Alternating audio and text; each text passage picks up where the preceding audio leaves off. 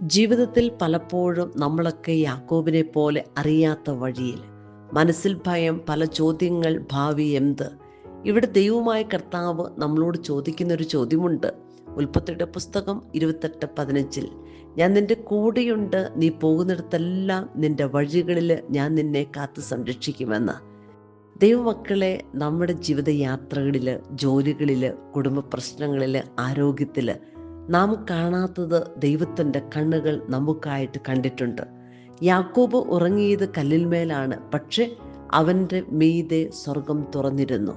ഇതുപോലെ നമ്മളൊക്കെ കരഞ്ഞുറങ്ങുന്ന രാത്രികളിൽ, നമ്മൾ കടന്നു പോകുന്ന യാത്രകളിൽ ദൈവം തുറന്ന വാതിൽ നമുക്കായിട്ട് ഒരുക്കി വെച്ചിട്ടുണ്ട്. ആരും തിരിച്ചറിഞ്ഞിട്ടില്ലാത്ത നിൻ്റെ വേദനകൾ, ദുഃഖങ്ങൾ, മനസ്സിൻ്റെ നൊമ്പരങ്ങൾ ദൈവം നിനക്കായിട്ട് കണ്ടിട്ടുണ്ട്. അവിടുന്ന് പറയുകയാണ്, നിൻ്റെ നാളെ നീ ഭയപ്പെടേണ്ട ആവശ്യമില്ല, ഞാൻ നിൻ്റെ കൂടെയുണ്ടെന്ന്.